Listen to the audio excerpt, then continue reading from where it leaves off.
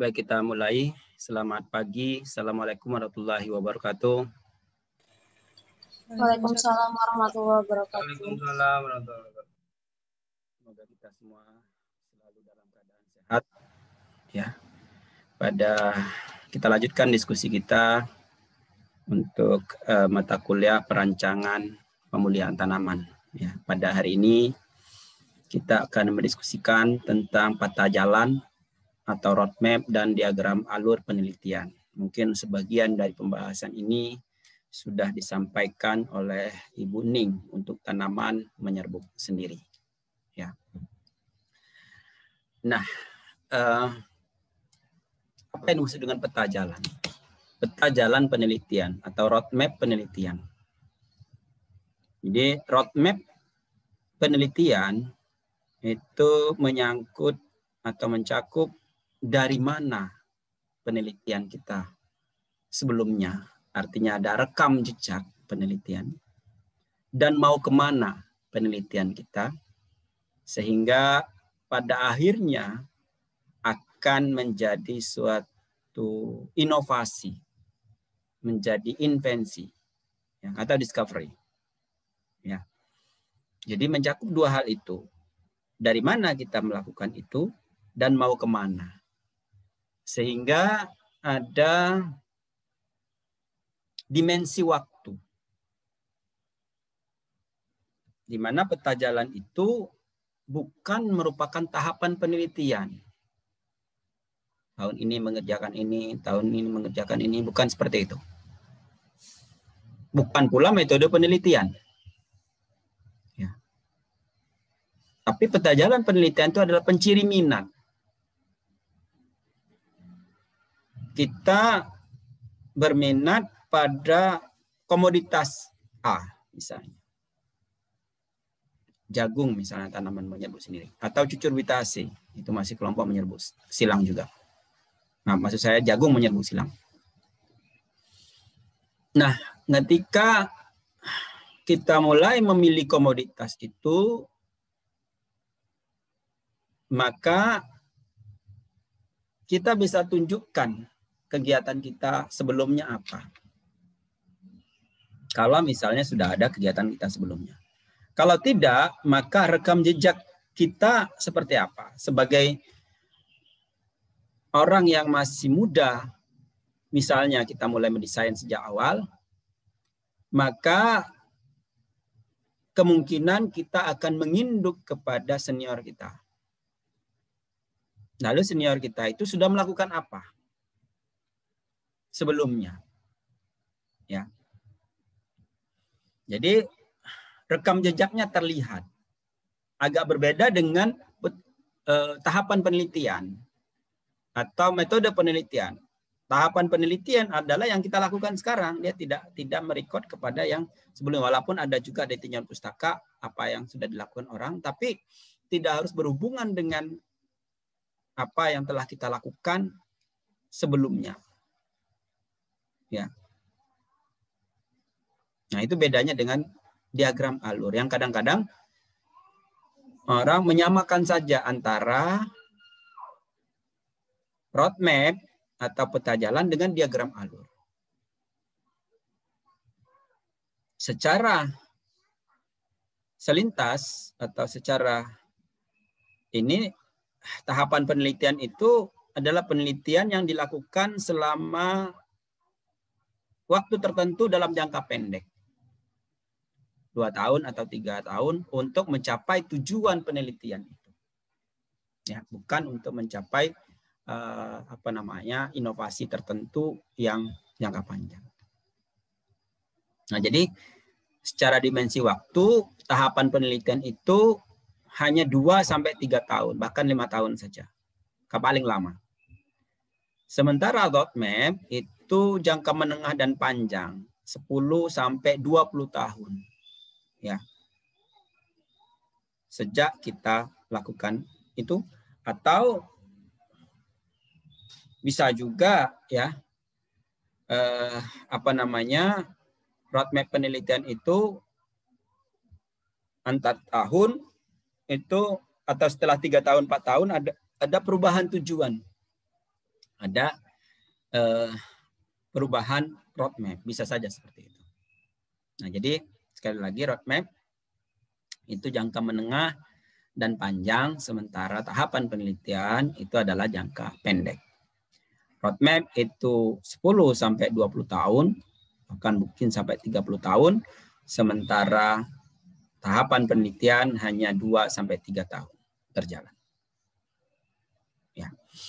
Nah, roadmap itu nanti akan merupakan rekam jejak, track record dari kita sebagai seorang yang nanti ahli di bidang itu nantinya. Ya. Ya. Itu yang akan dibidik nantinya. Di track record itu. Ya, jadi tadi kalau Anda misalnya akan masuk ke penelitian tertentu dengan komoditas tertentu, maka nantinya setelah Anda bekerja dengan itu berkali-kali, maka dikatakan sianu, ahli labu-labuan misalnya. Dari mana tahu? Dari track record yang sudah dia lakukan dan menuju kemana nantinya. Dari roadmap yang dia kerjakan. Ya. Nah, roadmap ini penting untuk kita dalam menyusun ya penelitian-penelitian jangka pendek, tahapan-tahapan penelitian jangka pendek. Roadmap ini juga penting bagi evaluator, penilai proposal. Apakah proposal yang akan didanai dan jangka pendek tersebut yang tercermin dari tahapan penelitian itu mempunyai perencanaan jangka panjang. Apakah tahapan penelitian dilakukan itu merupakan lanjutan dari penelitian-penelitian sebelumnya? Itu akan tercermin dalam roadmap-nya. Ya, jadi dari segi dimensi waktu itu roadmap jangka panjang. Sekali lagi. Nah, jadi kalau kita lihat pengertian peta jalan itu adalah milestone. Milestone itu adalah satu catatan yang mengungkapkan bagian-bagian pekerjaan yang tergolong temporary finish dari suatu rangkaian pekerjaan besar yang jelas sasarannya. Bagian-bagian pekerjaan tersebut merupakan komponen penting yang berpengaruh terhadap kelanjutan pekerjaan berikutnya. Itu milestone. Dalam jangka ruang waktu tertentu. Tadi 5, 20 tahun, 10 sampai 20 tahun yang dilakukan oleh peneliti monodisiplin dan atau kelompok peneliti baik secara multidisiplin maupun intra atau interdisiplin. Itu kalau peta jalan penelitian individu atau kelompok peneliti. Bisa jadi peta jalan itu adalah level departemen, level fakultas, atau peta jalan penelitian level universitas. Ya. Nah, jadi peta jalan penelitian itu dapat berupa peta jalan R&D, peta jalan teknologi, atau peta jalan produk. Satu peta jalan ya dapat juga mencakup 3 bagian sekaligus. Misalnya riset dasar atau R&D, riset terapan atau teknologi, dan riset pengembangan atau produk. Bisa sekaligus. Ya, kita berada di mana gitu. Posisinya. Kalau kita melakukan riset dasar dalam periode penelitian itu, maka jelas nanti riset terapan akan kemana dan riset pengembangan akan kemana. Ya. Nah, peta jalan ini biasanya ditampilkan dalam bentuk grafik sumbu X yang menunjukkan waktu dan sumbu Y yang menunjukkan milestone atau bagian dari pekerjaan atau bentuk lain dari diagram. Dengan tujuan untuk memudahkan visualisasi peta jalan penelitian yang dimaksud. Jadi peta jalan sumbu X-nya adalah waktu, sumbu Y adalah pekerjaannya. Sekali lagi, peta jalan itu bukan merupakan alur penelitian dan bukan merupakan tahapan penelitian atau metode. Alur penelitian akan kita diskusikan setelah kita selesai membahas tentang roadmap atau peta jalan.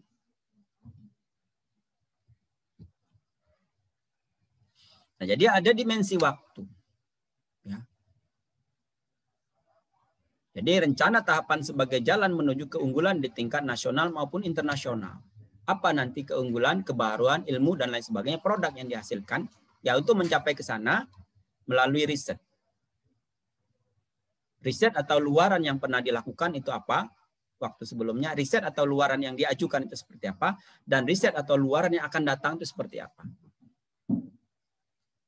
Ya. Jadi riset, ada teknologi, ada industri. Ya. Dan itu berbatas waktu. Dan roadmap itu rencana pengembangannya tentunya bertahap. Ada dimensi tahapan-tahapannya. Ya. Ya. Ada sumber daya. Ada risetnya sendiri. Maksudnya riset di sini ada riset dasar.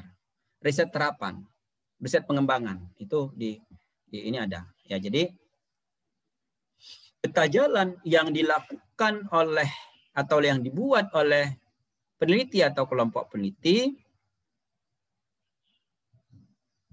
haruslah juga mengacu kepada peta jalan yang dibuat oleh institusi.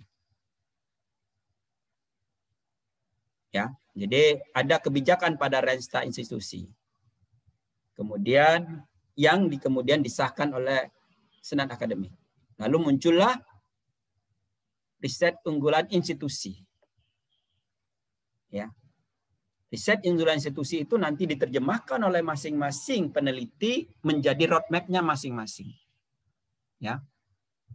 Sehingga ada riset dasarnya yang mendukung kemudian ke riset terapan, produk dan marketing. Dan itu bisa saja sesuatu yang berkesinambungan. Riset dasar tetap mendukung untuk roadmap yang ini. Riset dasar misalnya kalau pada cabai itu berkesinambungan. Ada riset dasarnya, ada riset terapan, ada riset pengembangan. Terus menghasilkan produk paritas A. Untuk yang paritas B juga mengulang dari riset dasar dan pengembangan dan seterusnya. Teknologi dan pengembangan dan seterusnya. Bisa berkesinambungan sehingga output produk dari roadmap itu bisa setiap periode itu ada. Sehingga ya peta jalannya itu bisa saja dalam waktu yang agak panjang itu tetap ada penelitian dasar, kemudian penelitian terapan, dan mulai penelitian pengembangan itu di level-level tertentu. Jadi roadmap itu tidak sekedar dokumen perencanaan riset, tetapi juga ia merupakan komitmen dan share value. Jadi kalau kita membuat roadmap, adalah komitmen kita untuk mencapai ke sana. Ya. Ada garis lurus untuk mencapai ke sana. Walaupun nanti akan belok-belok, nanti akan dikembalikan lagi ke roadmap. Ya. Dan tentu pernyataan komitmen dan kebersamaan tentang cita-cita dan cara untuk mencapainya. Maka fokus, integritas, dan kesediaan berbagi dengan pihak lain adalah kunci keberhasilan roadmap. Ya. Ya, jadi kalau kita punya roadmap penelitian, maka bagian mana ini kerjasama dengan kelompok yang lain, ya, kelompok A, kelompok B, dan kelompok C tercermin dalam roadmap itu. Ya. Dan tentu roadmap itu akan cerminan dari fokus penelitian kita. Kalau misalnya kita dalam bidang breeding, maka tentu breeding yang kita akan fokuskan itu adalah breeding pada komoditas tertentu misalnya. Ya. Agar tadi bisa mencerminkan kita track record yang nanti akan dilewati oleh kita. Dalam roadmap bisa saja lebih dari satu. Roadmap A misalnya saya breedingnya adalah cabai. Sejak tahun 2003 saya melakukan breeding cabai, roadmap itu. Tercermin dari roadmapnya. Tapi lalu juga breeding komoditas lain ada juga roadmapnya sendiri. Ya. Sehingga selain daripada cabai menghasilkan varietas cabai juga menghasilkan varietas yang lain. Ada ciri khas. Yang pertama ciri khasnya adalah bekerja dalam topik pemuliaan. Nanti topik pemuliaan juga akan dibagi-bagi lagi berdasarkan komoditasnya. Komoditas A, cabai misalnya, nanti topik pemuliaannya adalah ketahanan terhadap cekaman biotik, ketahanan terhadap cekaman biotik, ketahanan peningkatan nilai gizi, produktivitas, kualitas dan lain sebagainya. Ada cerminannya itu di situ. Ya. Demikian juga dengan komoditas yang lain.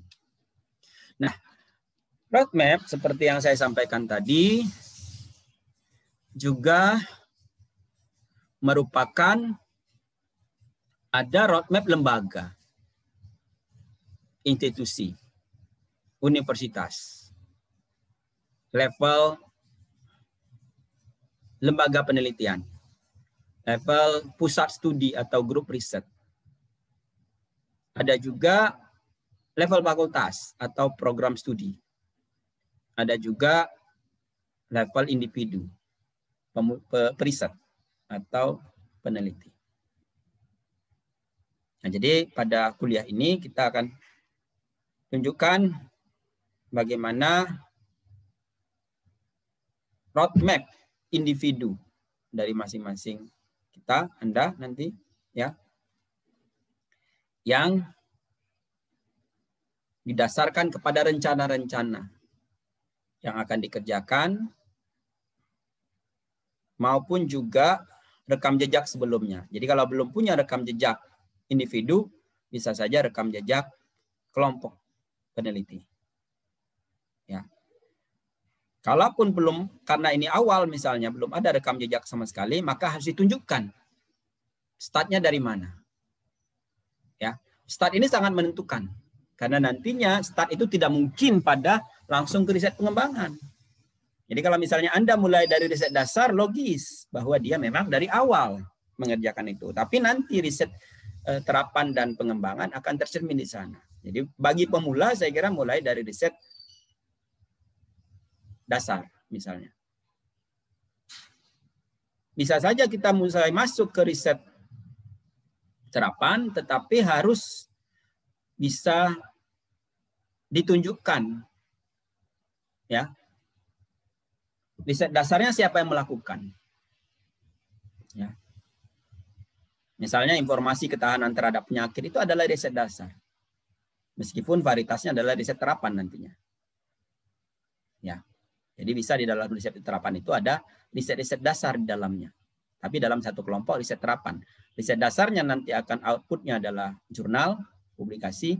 Riset terapan outputnya adalah produk. Ada pertanyaan?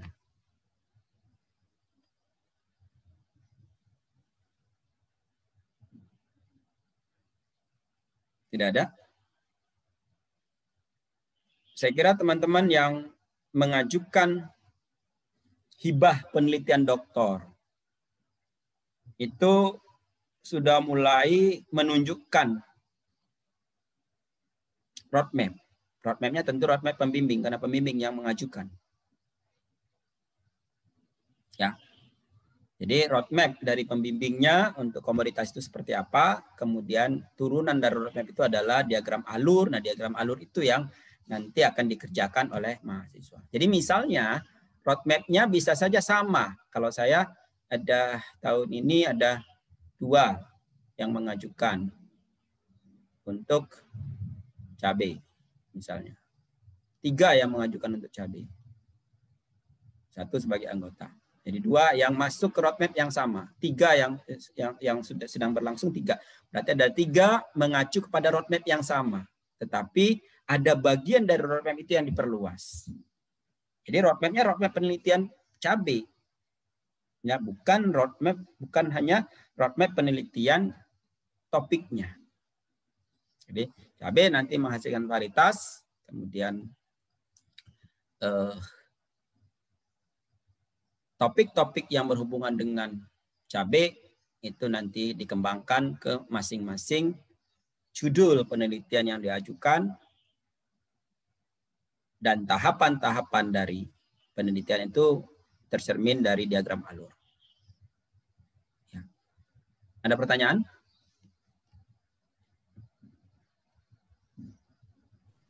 Izin bertanya, Pak. Silakan, Mbak Apri.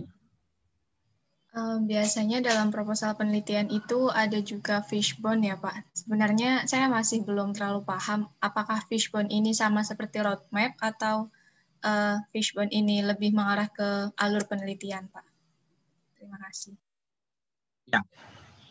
Nah, untuk mengidentifikasi Fishbone itu apakah dia roadmap atau alur penelitian, jangka waktu bisa dilihat. Ya, jadi alur penelitian itu bisa juga dibuat dalam bentuk Fishbone, ya. Tapi biasanya Fishbone itu menunjukkan roadmap, ya. Fishbone itu akan menunjukkan roadmap. Jadi karena banyak yang ini, yang terlibat. Nah, jadi Fishbone itu lebih menunjukkan roadmap penelitian seharusnya, ya. Oleh karena itu perlu dilihat jangka waktunya. Ya. Jadi kalau jangka waktunya hanya 3 tahun itu pasti bukan roadmap. Itu adalah kumpulan-kumpulan topik yang ada selama 2-3 tahun dalam suatu usulan penelitian. Dalam satu usulan penelitian. Nah, maka itu berarti sebetulnya adalah alur. Mau dibilang diagram alur kadang-kadang, ya, Fishbone itu tidak bisa menunjukkan panah atau hubungan satu penelitian dengan penelitian lain. Kadang-kadang Fishbone itu mendukung topik-topik yang mendukung menjadi suatu alur sendiri. Ya. Jadi maka saya katakan tadi lebih ke arah roadmap sesungguhnya Fishbone itu. Ya. Karena kalau alur itu jelas ini dari A ke B, dari B ke C itu harus ada tanda panah yang menghubungkan. Nah, kalau Fishbone kadang-kadang tidak ada panah, hanya topik-topik mendukung besarnya. Kalau topik-topik mendukung kerangka besarnya, sesungguhnya itu adalah roadmap. Ya. Tapi kalau orang-orang salah dalam meletakkan topik-topik yang dimaksud, sehingga jadinya jangka pendek.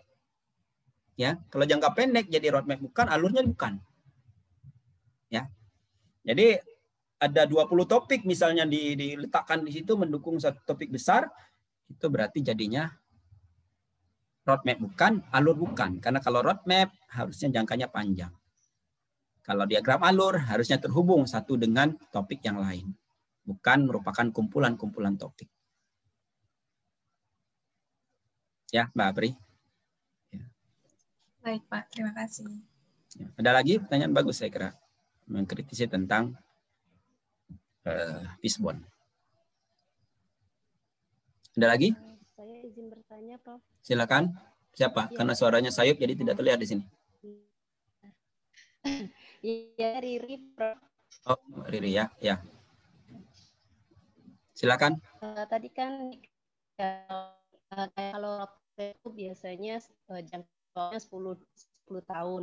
Kemudian mengacu pada daerah.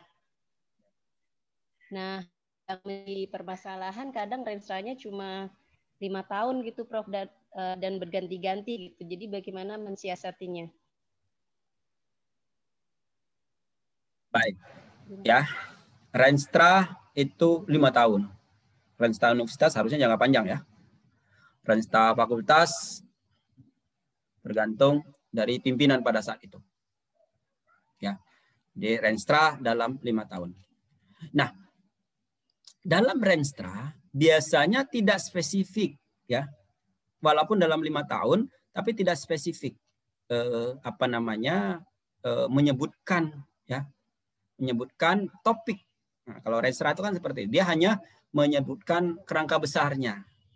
Misalnya Renstra universitas. Dalam Renstra itu disebutkan apa komoditas unggulan. Kemungkinan seperti itu. Atau dalam Renstra itu bidang-bidang fokus. Bidang pangan, kesehatan,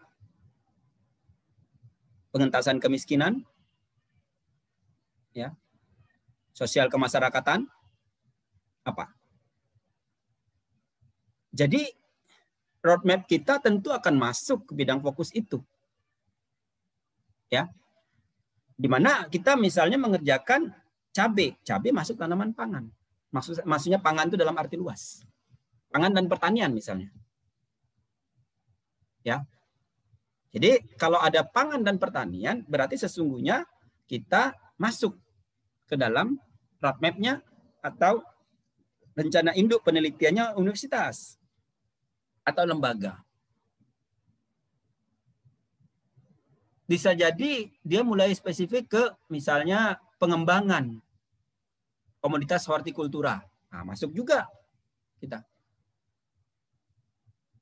Lebih spesifik lagi, perakitan varietas atau benih hortikultura akan masuk juga lagi. Nah, itu biasanya meskipun rencana strategisnya hanya 5 tahun, tapi yang disebut rencana strategis itu biasanya tidak terlalu spesifik kepada hal-hal yang terlalu sempit. Jadi tetap akan masuk punya kita biasanya di situ. Ya. Nah, dengan demikian maka agar apa yang kita kerjakan itu nanti akan selalu masuk ke dalam renstranya universitas, maka ada kajian kita. Kajiannya adalah apakah sepenting apa komoditas itu? Sepenting apakah topik yang akan kita kerjakan? Gitu. Ya. Memang dalam rangka track record kita usahakan untuk mencari komoditas maupun topik yang mungkin saja belum ditekuni oleh teman-teman kita yang lain di sana. Memang sebaiknya seperti itu. Tetapi juga harus diperhatikan komoditasnya atau topik itu sepenting apa bagi institusi. Sepenting apa bagi bangsa. Nah, itu harus ditunjukkan di situ. Harus kita kaji betul bahwa itu memang penting bagi institusi. Kalau penting maka dalam rencana strategis selalu akan masuk, selalu pasti. Tanaman pangan pasti akan masuk. Ya. Hortikultura misalnya mungkin masuk juga. Ya. Jadi kita juga harus mengkaji rencana atau betapa apakah komoditas itu strategis atau tidak. Nah, ini juga nanti akan berpengaruh juga terhadap penilaian dari pemberi dana. Dalam hal ini misalnya Kemeristek kalau di perguruan tinggi. Kan dilihat itu. Penting nggak bagi bangsa ini? Ya. Begitu. Ya, jadi komoditas biasanya juga ikut menentukan. Selain daripada topik. Kalau topik kemungkinan adalah breeding, topik besarnya, kemudian di bawahnya ketahanan terhadap penyakit, ketahanan terhadap segala macam. Ya. Kalau komoditas itu adalah komoditas baru, maka harus bisa ditunjukkan bahwa itu penting bagi bangsa. Ya. Dan harus dilihat ya apakah itu menjadi concern nasional atau tidak. Saya kira itu ya, Mbak Riri. Ya. Jadi roadmap yang kita bangun itu ya harus juga tercermin pada jangka panjang. Ya, bisa saja orang membuat roadmap-nya dalam bentuk topik. Jadi saya misalnya adalah bidang pemuliaan. Jadi roadmap saya adalah pemuliaan. Ya. Jadi roadmap pemuliaan, tapi lalu pemuliaannya adalah pemuliaan untuk komoditas A, B, dan C. Ada komoditas yang primer, ada komoditas yang sekunder. Ya. Sudah direncanakan sejak awal, saya akan ada komoditas yang primernya ini, komoditas sekundernya ini. Ya, itu roadmap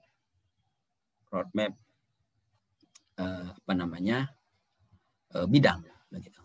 Nah, tapi biasanya yang akan masuk ke dalam ranahnya atau dalam proposal penelitian itu adalah roadmap komoditas. Ya, komoditas. Nah, ini contohnya, garis-garis besar RIP bidang pangan. Jadi ada bidang-bidang lagi dalam ini IPB ya, contohnya ada bidang pangan, bidang kesehatan, ada bidang pengentasan kemiskinan. Misalnya ini bidang pangan. Ternyata ada peningkatan produksi dan produktivitas padi. Pendukung pengaman penyediaan beras, pengembangan tanaman pangan non padi, hortikultura dan perkebunan. Ini juga masuk. Jadi hampir semua komoditas berarti masuk di sini. Pengembangan pangan asal ikan dan ternak. Ikan dan ternak banyak sekali. Kemudian peningkatan kualitas pangan untuk pencegahan dan penanggulangan masalah gizi ganda serta diversifikasi pangan.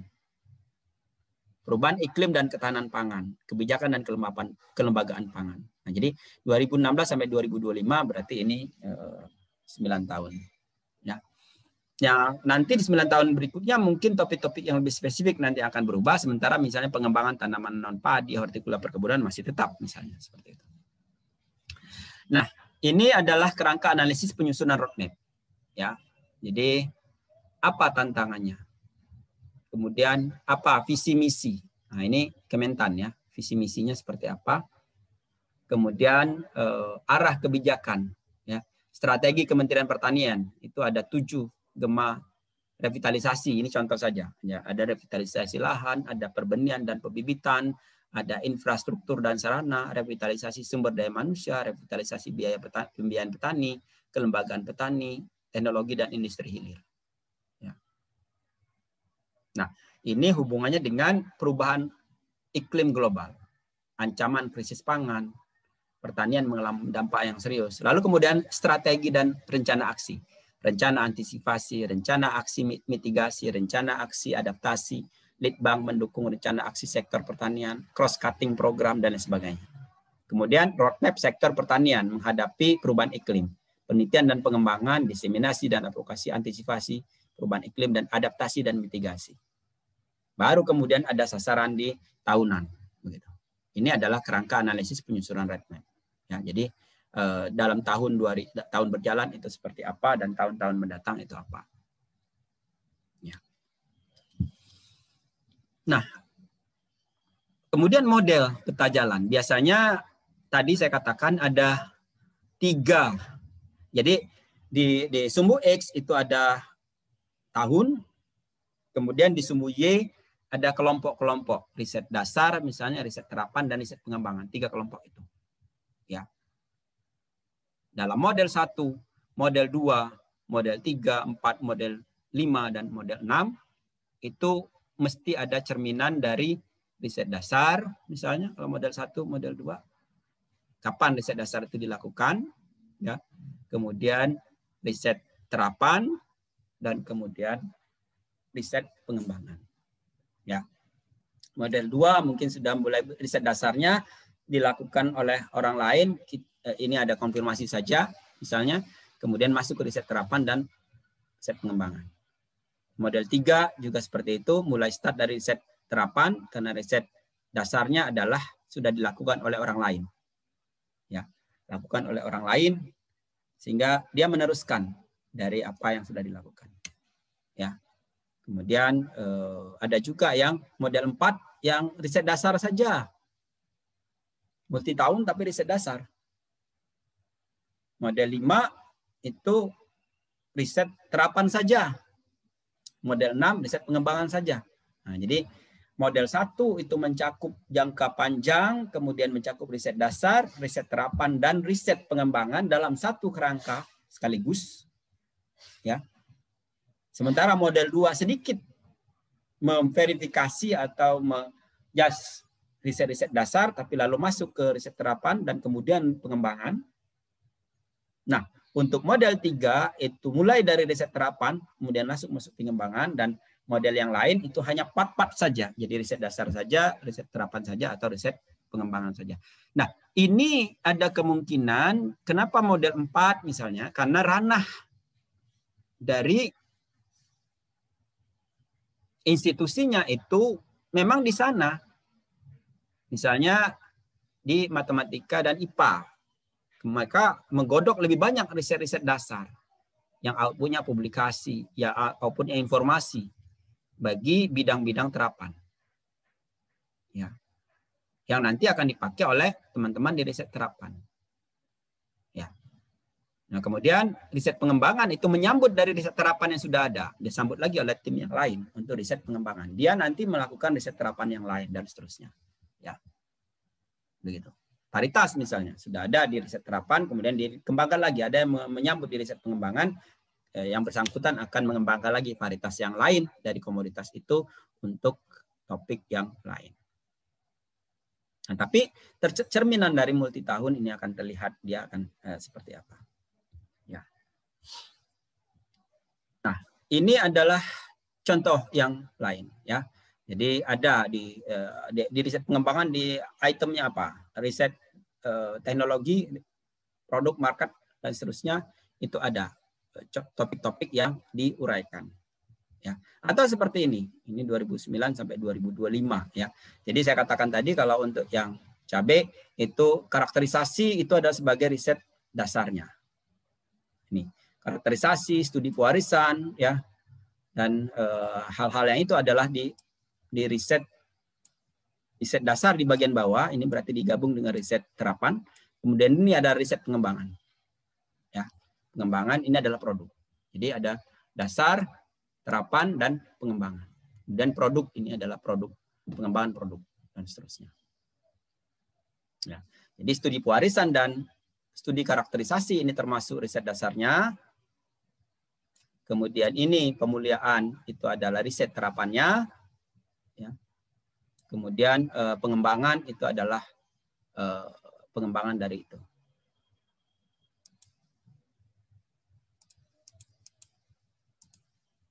Ini juga sama untuk jagung, ya. Saya kira mirip-mirip. Ini mentimun akan sama.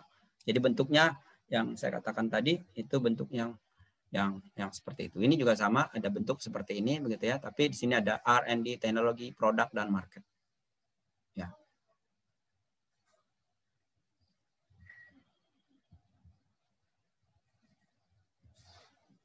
Nah ini tadi fishbone. Ya, jadi fishbone itu adalah jalan juga. Nah, multi tahun ini, tahun 1 sampai tahun 2. Tapi lalu ada riset dasarnya, ada riset dasar, riset terapan, riset pengembangan. Ya, didukung oleh riset RD ini. Ya, riset dasar 1, 2, 3, 4, 5, riset terapan 1, 2, 3, 4, 5, dan riset pengembangan 1, 2, 3, 4, 5, tapi dalam jangka panjang. Ya, ini bentuk dari roadmap tadi. Ya. Ini fishbone. Ya. Jadi ini fishbone lebih lengkap lagi dari tadi. Ya. Komersialisasi biotechnological product. Ya. Leading biotechnological research and of agriculture and health. Jadi mulai ini pemuliaan budidaya, biosafety, rekayasa mekanik, edukasional, hukum, ekonomi, sosial, dan politik. Ya, masuklah di sini. Ya, ini kalau rekayasa genetika ini mencakup banyak hal, misalnya. Ya, akhirnya nanti sosial politik harus masuk, ekonomi akan masuk, hukumnya bagaimana, ya, dan seterusnya.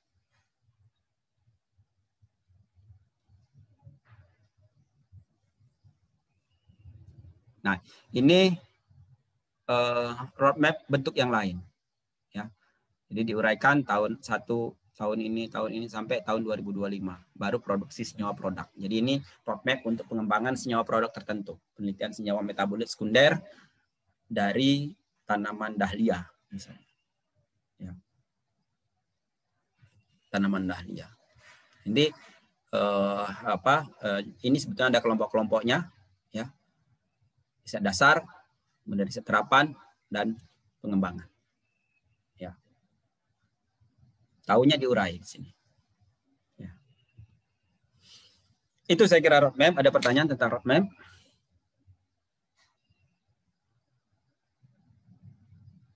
Kalau tidak, maka kita lanjutkan dengan alur penelitian.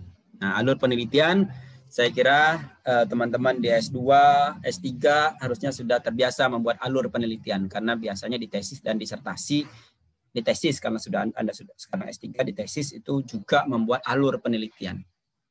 Ya. Nah, alur penelitian dalam 3 tahun. Ya. Ada yang membuat topik-topiknya saja, ada yang membuat lebih detail. Jadi ada proses, ada output. Ya. Nah, kalau ingin lebih detail, tentu ada prosesnya seperti apa, kemudian outputnya seperti apa, kemudian dalam pedoman itu ada kotak-kotak yang mencirikan dari itu. Apakah itu proses atau itu produk atau output. Nah, ini adalah alur penelitian 3 tahun dari 2014, 15, dan 16.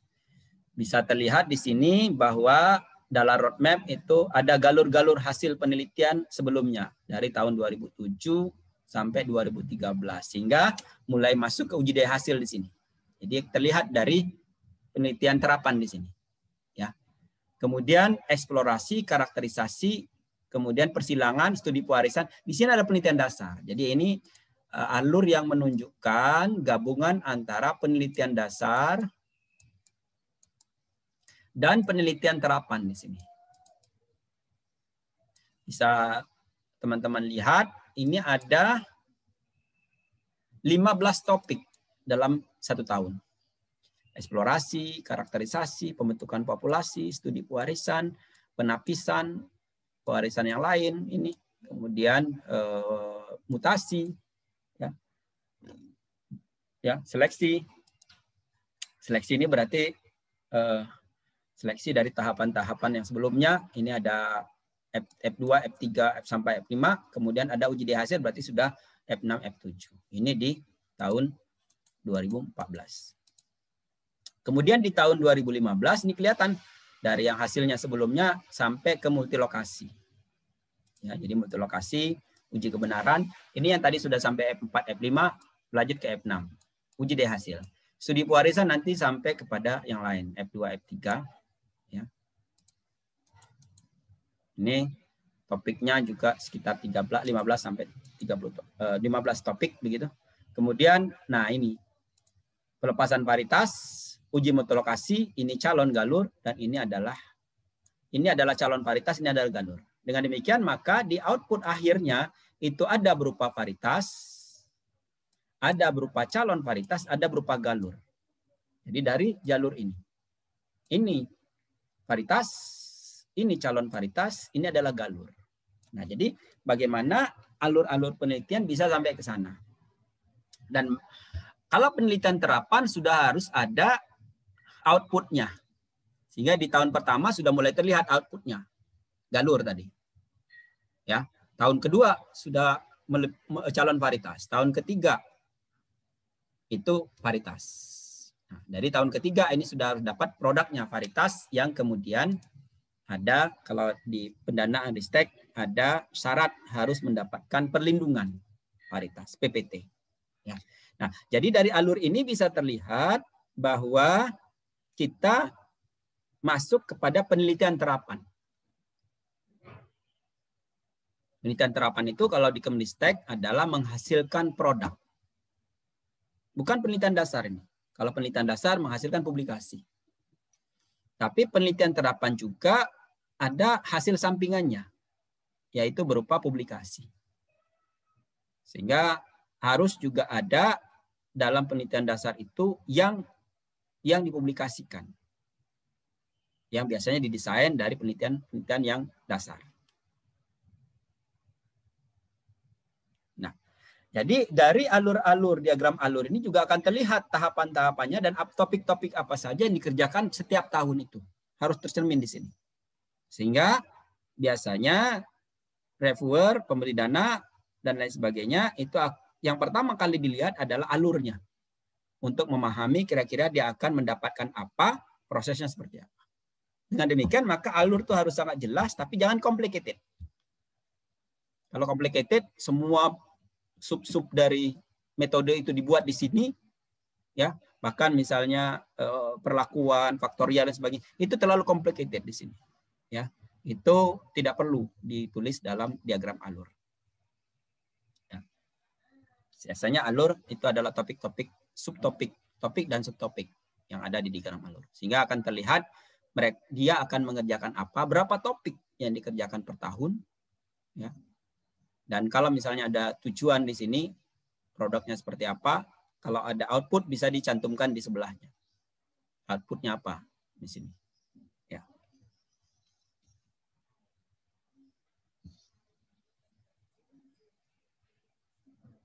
Nah, ini adalah diagram alur penelitian. Ya, semangka tahun 2005. Ini adalah diagram alur yang pertama kali saya buat. Tahun 2005. Dalam usulan hibah bersaing. Ya. Kelihatan di sini koleksi dan karakterisasi, screening, plasma nutfah, hibridisasi, kelihatan bahwa ini baru awal dari hibridisasi. Jadi kelihatan bahwa dia baru masuk dalam hibah penelitian. Rekam jejaknya belum kelihatan karena baru mulai mengoleksi dari plasma nutfah. Tidak ada yang tadi titik-titik lanjutan dari penelitian titik-titik itu. Nah, jadi ini tahun pertama itu adalah penelitian dasar, ya. Tahun kedua sudah mulai masuk seleksi F2, F3, M4, dan tahun ketiga sudah mulai ada calon varietas. Belum varietas, calon varietas. Memungkinkan, saya kira kalau setahun itu 2-3 kali penanaman, 2-3 kali penanaman, dan mungkin 4 kali, maka di tahun ketiga, kalau disiplin dengan itu, di tahun ketiga ada calon varietas. Belum varietas. Jadi kalau dalam 3 tahun sudah ada varietasnya, mesti tidak mengikuti pola ini. Mesti dia sudah ada penelitian-penelitian sebelumnya. Ya. Nah, kalau penelitian cabai yang saya tadi, ya, kalau yang ini mesti dari sini kalau habis penelitian di 2016 diajukan lagi 2017, yang jalur 2 akan masuk ke seperti ini, yang jalur 3 akan masuk ke jalur 2 dan jalur ketiga lagi akan penelitian dasar lagi dan seterusnya. Seperti itu berulang. Ya. Sehingga secara periodik dalam roadmap besar tadi kita bisa menghasilkan varietas. Roadmap besar tadi, nih di ujung ini kan ada varietas. Setiap tahun itu menghasilkan berapa varietas? Varietas apa yang dihasilkan? OP, rawit, keriting, besar, dan lain sebagainya. Ya.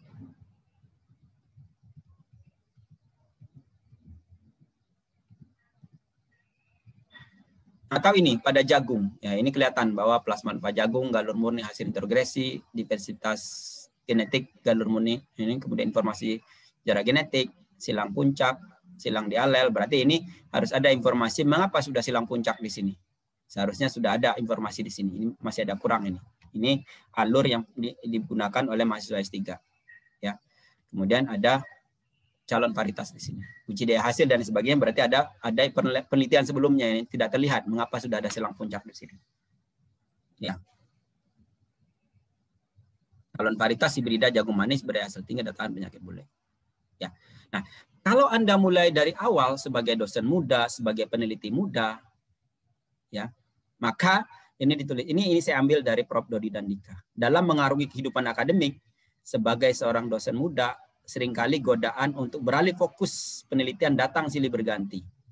Angin sering menerpa dan mendorong ke arah lain yang bukan mayor keahlian kita.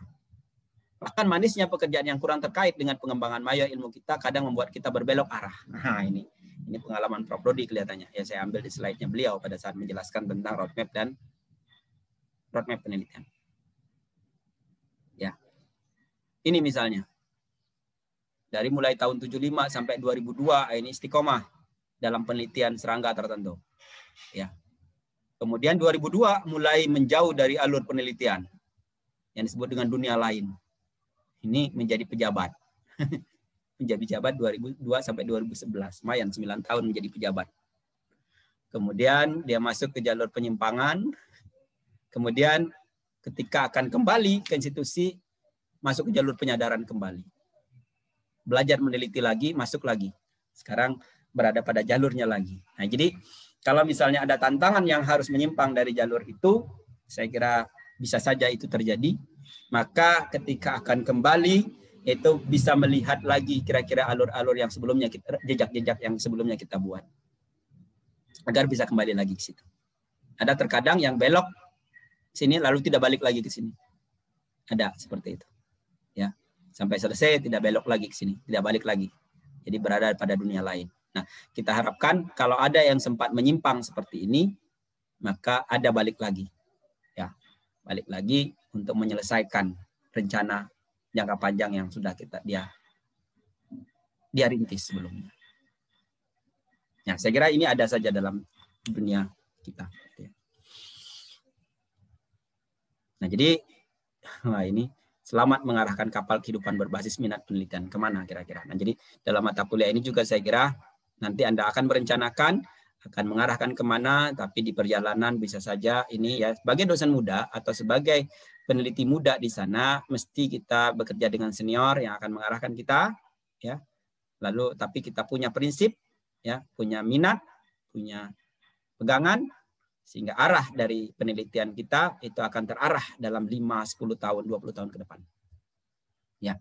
Dan itu biasanya ditentukan di studi S3. Ya, Bapak Ibu sekalian, studi S3 sangat menentukan. Perjalanannya akan kemana nantinya. Ya. Nah, ini juga yang terjadi pada saya penelitian S3 itu adalah cabai, maka itu terus ditekuni sejak tahun 2003. 2003, 2020. Berarti 17 tahun. Ya, 17 tahun. Sebelum 2003 itu masih jati diri, kan tadi ada penelitian semangka, ada kemana-mana. Tapi mulai menitikkan rekam jejaknya di studi S3 itu. Ya, sehingga puluhan, ratusan publikasi berhubungan dengan sana. Semua penghargaan berhubungan dengan itu. Ya. Semua yang dikerjakan berhubungan dengan itu. Maka kita bisa dikenal karena roadmap yang kita buat. Ya. Itu yang saya harapkan dari teman-teman yang mengambil mata kuliah ini. Sehingga nantinya integritas karakter dari Bapak Ibu nanti tercermin dari roadmap yang dibuat. Ada pertanyaan?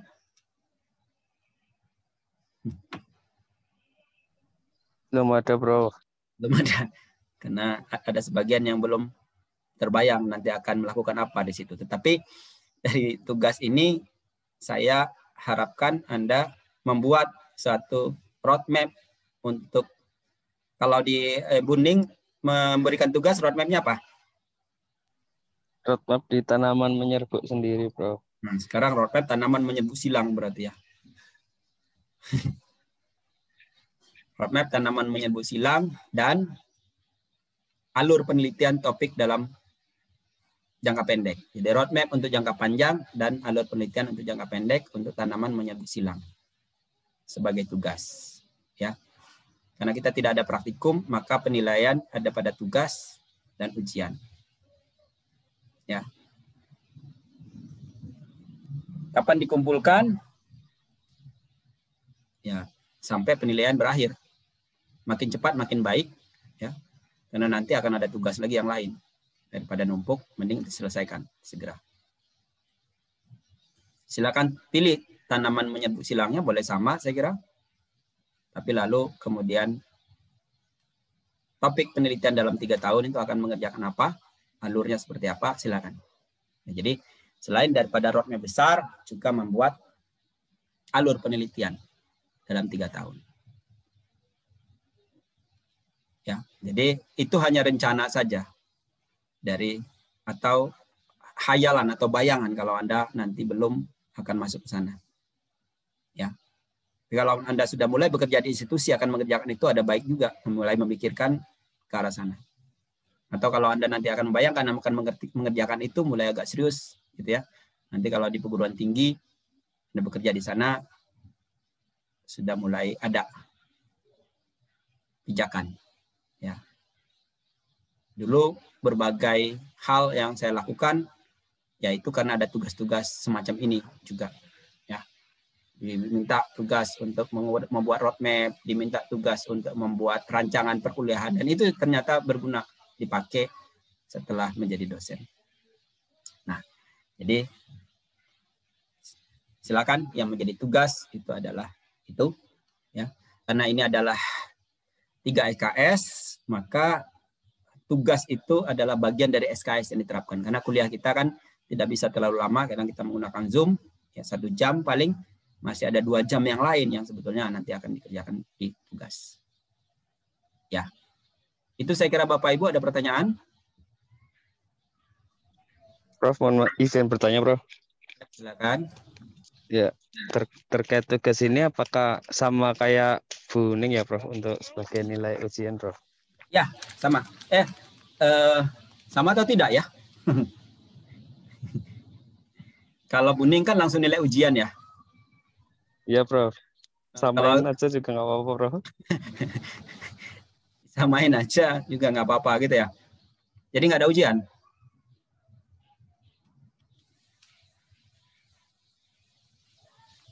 Boleh, Prof.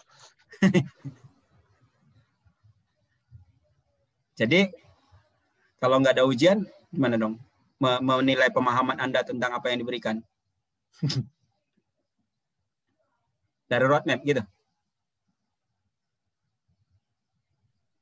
Monggo, Prof. Prof Syukur aja yang menentukan, Prof. Nanti kita tentukan ya. Kita diskusi lewat WA Group nanti ya. Untuk kuliah ini kita cukupkan sampai di sini ya. Apa namanya? Untuk ujian atau tidak nanti kita diskusikan lewat WA Group ya. Terima kasih atas perhatian Anda. Minggu depan sudah mulai Pak Sobir, mohon bantu diingatkan yang sebagai komti, nanti diingatkan Pak Sobir ya Mas. Baik, Prof. Terima kasih. Assalamualaikum warahmatullahi wabarakatuh. Waalaikumsalam. Waalaikumsalam warahmatullahi wabarakatuh. Terima kasih.